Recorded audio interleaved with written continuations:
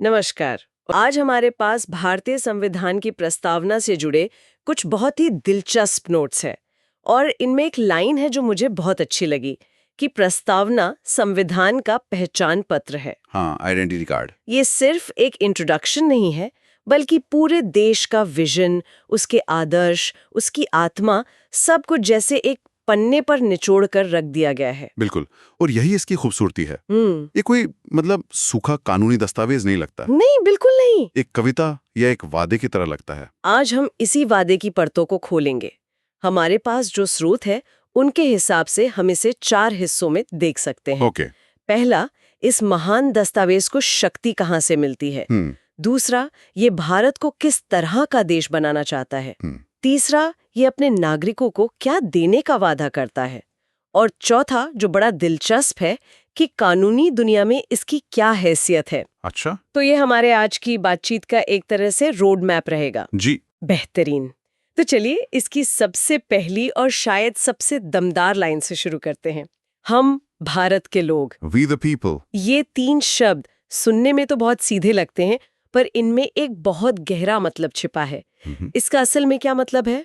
कि हम लोग ही इस संविधान को बना रहे हैं। यहाँ पर देखिए, लोकप्रिय संप्रभुता यानी पॉपुलर सॉवरेनिटी का सिद्धांत काम करता है। Popular sovereignty. हाँ, ये एक बहुत बड़ी अवधारणा है। इसका मतलब है कि जो आखिरी शक्ति है, जो अल्टीमेट पावर है, वो किसी राजा में या संसद में या सरकार के हाथ में नहीं है। अच्छा। वो सीधे भारत के लोगों के हाथ में है। संविधान सभा ने इसे लोगों की तरफ से बनाया और फिर लोगों ने ही इसे खुद पर लागू किया। मतलब हमने खुद को ही ये संविधान दिया है। बिल्कुल।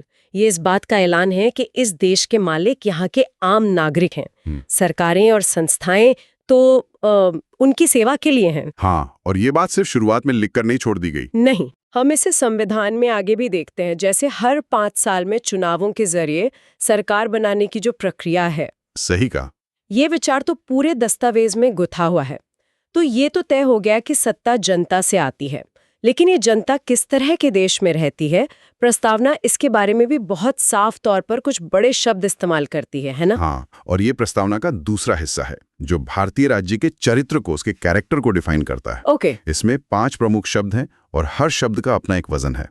संप्रभु, समाजवादी, पंथ निरपेक्ष, लोकतांत्रिक, गणराज्य। चलिए इनको थोड़ा आसान भाषा में समझते हैं। संप्रभु यानी सॉवरेन, इसका मतलब तो शायद यही हुआ कि हम अपने बॉस खुद हैं। बिल्कुल सही। इससे आसान तरीके से नहीं कहा जा सकता। इसका सीधा सा मतलब है कि भारत अपने आंतरिक और बाहरी मामलों में पूरी तरह से आजाद है। कोई बाहर से हमें ये नहीं बता सकता कि क्या करना है। कोई भी बाहरी ताकत हमें ये नहीं बता सकती कि हमें अपने देश में क्या कानून बनाने हैं या दुनिया के दूसरे देशों के साथ कैसे रिश्ते रखने हैं। हम अपने फैसले खुद करते हैं। ठीक है। और लोकतांत्रिक यानी डेमोक्रेटिक और गणराज्य यानी रिपब्लिक, इनमें क्या फर्क है? ये दोनों सुनने में अक्सर एक जैसे लगते हैं। ये एक बहुत दिलचस्प बारीकी है और अक्सर लोग इसमें कंफ्यूज हो जाते हैं। हाँ। लोकतांत्रिक होने का मतलब है कि सरकार जनता द्वारा चुनी जाती है, जैसे हमारे यहाँ होता है। हम वोट देते हैं, सरकार चुनते हैं। ठीक है। लेकिन गणराज्य होने का मतलब है कि देश का जो सर्वोच्च पद है यानी राष्ट्र प्रमुख, हेड ऑफ स्टेट, वो भी चुना हुआ होना चाहिए, वंशानुगत नहीं। अच्छा, जैसे ब्रिटेन में नहीं होता। बिल्कुल। ब्रिटेन एक लोकतंत्र तो है लेकिन गणराज्य नहीं, क्योंकि वहां के राष्ट्र प्रमुख महारानी या महाराजा होते हैं। वो पद विरासत में मिलता है। और भारत में? भारत में हमारे राष्ट्रपति का भी चुनाव होता है। वो सीधे जनता से नहीं, पर चुने हुए प्रतिनिधि उन्हें चुनते हैं। इसलिए हम एक लोकतंत्र भी हैं और एक गणराज्य भी। एक मिनट, यहीं पर मुझे रोकना पड़ेगा। जी। हमारे नोट्स में एक बहुत ही चौंकाने वाली बात लिखी है। इसमें लिखा है कि समाजवादी और पंथ निरपेक्ष शब्द ये मूल प्रस्तावना में थे ही नहीं। हाँ। मुझे तो हमेशा से लगता था कि ये संविधान की मूल आत्मा का हिस्सा है। ये तो बहुत बड़ी बात है। ऐसा क्यों हुआ? ये शब्द बाद में क्यों डाले गए? हाँ, ये एक ऐसा तथ्य है जो अक्सर लोगों को हैरान कर देता है। बिल्कुल। ये दोनों शब्द संविधान लागू होने के 26 साल बाद 1976 में 42वें संशोधन के जरिए जोड़े गए थे। 1976 में? जी। और ये सिर्फ शब्द जोड़ना नहीं था, ये उस दौर की राजनीति का एक आईना है। इमरजेंसी के ठीक बाद का समय था और सरकार ये एक मजबूत संदेश देना चाहती थी। किस तरह का संदेश? कि वो गरीबों और समाज के वंचित वर्गों के हितों के लिए प्रतिबद्ध है। तो ये एक राजनीतिक बयान भी था और एक संवैधानिक बदलाव भी। हाँ। लेकिन समाजवादी शब्द का मतलब तो दुनिया में बहुत अलग अलग निकाला जाता है। कुछ लोग इसे पूरी तरह से सरकारी नियंत्रण से जोड़ते हैं। भारतीय संविधान के संदर्भ में इसका क्या खास मतलब था? बहुत अच्छा सवाल है। भारत का समाजवाद सोवियत संघ वाले कम्युनिस्ट समाजवाद जैसा नहीं है, जहां उत्पादन के सारे साधन सरकार के हाथ में होते हैं। अच्छा। हमारे यहाँ लोकतांत्रिक समाजवाद की बात की गई है। इसका लक्ष्य है सामाजिक और आर्थिक असमानता को कम करना। कैसे? यानी सरकार ऐसी नीतियां बनाएगी ताकि देश की दौलत कुछ ही लोगों के हाथों में सिमट कर न रह जाए और सभी को विकास के मौके मिले। ये एक मिक्स्ड इकोनॉमी का मॉडल है, जहां प्राइवेट सेक्टर और पब्लिक सेक्टर दोनों साथ साथ काम करते हैं। और पंथ निरपेक्ष यानी सेक्युलर का जुड़ना? हाँ, पंथ निरपेक्षता का विचार तो हमारे संविधान में पहले से ही था, जैसे कि अनुच्छेद 25 से 28 तक जो धार्मिक स्वतंत्रता की गारंटी देते हैं। जी। लेकिन 1976 में इस शब्द को प्रस्तावना में जोड़कर इस पर और भी ज्यादा जोर दिया गया। इसका मतलब साफ है, राज्य का अपना कोई धर्म नहीं होगा। State will have no religion. हाँ, और वो सभी धर्मों के साथ एक जैसा व्यवहार करेगा। हर नागरिक को अपना धर्म मानने, उसका पालन करने और प्रचार करने की पूरी आजादी होगी। ये भारत की विविधता को सहेजने का एक मजबूत वादा है। तो ये हमारे देश का चरित्र हुआ, एक आजाद, समाजवादी, पंथ निरपेक्ष, लोकतांत्रिक गणराज्य, जिसकी शक्ति जनता में है। बिल्कुल। अब बात करते हैं उस वादे की जो ये देश अपने नागरिकों से करता है। स्रोत में 4 महान आदर्शों का जिक्र है: न्याय, स्वतंत्रता, समता और बंधुता। हाँ, और ये संविधान के असल लक्ष्य हैं। ये वो मंजिलें हैं जिनकी तरफ राष्ट्र को बढ़ना है। न्याय यानी जस्टिस से शुरू करते हैं। प्रस्तावना सिर्फ न्याय कहकर नहीं रुकती, वह 3 तरह के न्याय की बात करती है: सामाजिक, आर्थिक और राजनीतिक। इसे किसी उदाहरण से समझा सकते हैं? जरूर। सामाजिक न्याय का मतलब है कि जाति, धर्म, लिंग के आधार पर किसी से भेदभाव न हो। जैसे आरक्षण की नीतियां? हाँ, हमारे यहाँ आरक्षण की नीतियां इसी सामाजिक न्याय को साधने की एक कोशिश हैं। आर्थिक न्याय का मतलब है कि आय और संपत्ति की असमानता कम हो। और राजनीतिक न्याय का सबसे अच्छा उदाहरण है यूनिवर्सल अडल्ट फ्रेंचाइज, मतलब सबको वोट देने का अधिकार। हर 18 साल से ऊपर के नागरिक को वोट देने का समान अधिकार, चाहे वो अमीर हो या गरीब, महिला हो या पुरुष। इसके बाद है स्वतंत्रता यानी लिबर्टी। ये अभिव्यक्ति की स्वतंत्रता वाला हिस्सा तो आज भी सोशल मीडिया के जमाने में रोज बहस का मुद्दा बनता है। बिल्कुल। और प्रस्तावना सिर्फ अभिव्यक्ति ही नहीं, बल्कि विचार, विश्वास, धर्म और उपासना की स्वतंत्रता की भी बात करती है। सही। ये लोकतंत्र की रीढ़ है कि लोग बिना किसी डर के सोच सकें, बोल सकें, सरकार की आलोचना कर सकें और अपने विश्वासों का पालन कर सकें। लेकिन ये अनलिमिटेड तो नहीं है। नहीं, बेशक ये स्वतंत्रता असीमित नहीं है, इस पर कुछ तर्कसंगत प्रतिबंध हैं, लेकिन इसका मूल विचार व्यक्ति की आजादी को सबसे ऊपर रखना है। और फिर समता यानी इक्वालिटी, समानता? हाँ, प्रस्तावना 2 तरह की समानता की बात करती है। प्रतिष्ठा की समानता मतलब इक्वालिटी ऑफ स्टेटस, और अवसर की समानता यानी इक्वालिटी ऑफ अपॉर्चुनिटी। इसका क्या मतलब हुआ? मतलब कानून की नज़र में हर कोई बराबर है, चाहे वो प्रधानमंत्री हो या एक आम नागरिक, और सबको आगे बढ़ने के बराबर मौके मिलने चाहिए। अनुच्छेद 14 से 18 तक हमारे मौलिक अधिकार इसी समानता को सुनिश्चित करते हैं। और आखिर में बंधुता यानी फ्रेटर्निटी, भाईचारा। ये सुनने में बहुत भावनात्मक लगता है। ये भावनात्मक है, लेकिन बहुत जरूरी भी है। और सच कहूं तो इन सभी महान आदर्शों में से बंधुता शायद आज के समय में सबसे ज्यादा चुनौतीपूर्ण और सबसे ज्यादा जरूरी है। ऐसा क्यों? संविधान निर्माता जानते थे कि सिर्फ कानून बना देने से देश एक नहीं होता। देश तब एक होता है जब लोग एक दूसरे को अपना समझें। इसीलिए प्रस्तावना कहती है कि बंधुता से 2 चीजें हासिल होनी चाहिए। पहली, व्यक्ति की गरिमा, डिग्निटी ऑफ द इंडिविजुअल, और दूसरी, राष्ट्र की एकता और अखंडता। ये दोनों जुड़े हुए हैं। ये एक बहुत गहरा रिश्ता है।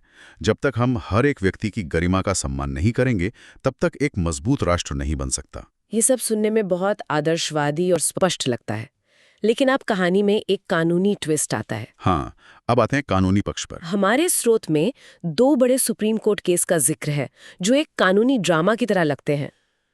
1960 के बेरोबारी मामले में सुप्रीम कोर्ट ने कहा कि प्रस्तावना संविधान का हिस्सा ही नहीं है। जी। लेकिन फिर 13 साल बाद 1973 के केशवानंद भारती मामले में कोर्ट अपनी ही बात से पलट गया और कहा कि प्रस्तावना संविधान का एक अभिन्न अंग है। ये इतना बड़ा उलटफेर क्यों हुआ और इसका क्या मतलब है? ये भारतीय न्यायपालिका के इतिहास के सबसे महत्वपूर्ण पलों में से एक है। आप सोचिए, अगर प्रस्तावना संविधान का हिस्सा ही नहीं है तो इसकी अहमियत कितनी कम हो जाती है। हाँ, फिर चलिए बस एक सुंदर सा परिचय रह जाता है। बिल्कुल, बस एक सजावटी भूमिका में। लेकिन केशवानंद भारती मामले में सुप्रीम कोर्ट ने एक ऐतिहासिक फैसला सुनाया। उन्होंने न केवल ये माना कि प्रस्तावना संविधान का हिस्सा है, बल्कि इससे भी आगे जाकर एक नया सिद्धांत दिया। कौन सा सिद्धांत? मूल संरचना या बेसिक स्ट्रक्चर का सिद्धांत। मूल संरचना का सिद्धांत, ये क्या है? ये क्रांतिकारी विचार था। कोर्ट ने कहा कि संसद को संविधान में संशोधन करने की शक्ति तो है, लेकिन वो संविधान की मूल संरचना को नहीं बदल सकती। अच्छा। यानी संविधान की कुछ ऐसी बुनियादी विशेषताएं हैं, जैसे लोकतंत्र, पंथ निरपेक्षता, गणराज्य का स्वरूप, शक्तियों का बंटवारा, इन्हें किसी भी संशोधन से नष्ट नहीं किया जा सकता। तो प्रस्तावना में लिखित सिद्धांत उस मूल संरचना का हिस्सा है? हाँ, कोर्ट ने कहा कि प्रस्तावना उस मूल संरचना को समझने में गाइड की तरह है। इसने एक तरह से संविधान की आत्मा पर एक सुरक्षा कवच लगा दिया। Oh wow! तो ये एक तरह का सेफ्टी वॉल बन गया जो संविधान को पूरी तरह बदले जाने से रोकता है। बिल्कुल। लेकिन स्रोत में एक और दिलचस्प बात लिखी है कि प्रस्तावना अदालत में लागू करने योग्य नहीं है, नॉट एनफोर्सेबल। हाँ, ये मूल संरचना वाली बात से थोड़ा अलग लगता है। इसका क्या मतलब हुआ? इसका मतलब यह है कि आप सिर्फ प्रस्तावना में लिखी किसी बात को आधार बनाकर अदालत में कोई केस नहीं जीत सकते। जैसे आप ये कहकर मुकदमा नहीं कर सकते कि देश में पूरी तरह से आर्थिक न्याय नहीं है, इसलिए प्रस्तावना का उल्लंघन हो रहा है। ये सीधे तौर पर कोई कानूनी अधिकार नहीं देता। तो फिर इसका फायदा क्या है? बल्कि ये एक मार्गदर्शक की तरह काम करता है। ये एक टॉर्च की तरह है। जब भी संविधान के किसी अनुच्छेद के मतलब को लेकर कोई भ्रम होता है, तो जज ये देखने के लिए प्रस्तावना की ओर मुड़ते हैं कि हमारे संविधान निर्माताओं का इरादा क्या था। ये पूरे संविधान को समझने का नजरिया देता है। समझ गई। तो ये कानून की कोई धारा नहीं, बल्कि पूरे कानून को देखने का चश्मा है। बहुत खूब कहा आपने।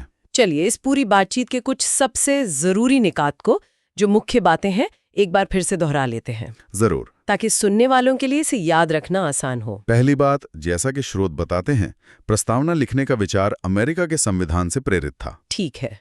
दूसरी और सबसे महत्वपूर्ण बात, हम भारत के लोग का मतलब है कि असली बॉस जनता है, यानी पॉपुलर संप्रभुता। तीसरी, जो मेरे लिए आज की सबसे बड़ी सीख थी, कि समाजवादी और पंथ निरपेक्ष शब्द शुरू से नहीं थे। हाँ, इन्हें 1976 में 42वें संशोधन से जोड़ा गया था। और चौथी, केशवानंद भारती केस, सबसे महत्वपूर्ण केस, जिसने न सिर्फ प्रस्तावना को संविधान का हिस्सा बनाया, बल्कि मूल संरचना का वो सुरक्षा कवच भी दिया जिसकी हम बात कर रहे थे। और इन सबको याद रखने के लिए स्रोत में एक बहुत मजेदार फॉर्मूला या मिनोनिक भी है। अच्छा, वो क्या है? S3DR + JLF। S3DR + JLF। जी, S3 का मतलब है सॉवरेन, सोशलिस्ट, सेक्युलर, यानी संप्रभु, समाजवादी, पंथ निरपेक्ष। D का मतलब है डेमोक्रेटिक, लोकतांत्रिक, और R का मतलब है रिपब्लिक, गणराज्य। ये भारतीय राज्य का स्वरूप बताता है। सही। और दूसरा हिस्सा JLF उन वादों को बताता है। JLF। J से जस्टिस, न्याय, L से लिबर्टी, स्वतंत्रता, E से इक्वालिटी, समता, और F से फ्रेटर्निटी, बंधुता। ये याद रखने के लिए वाकई बहुत आसान है। तो इस सब का निचोड़ क्या है?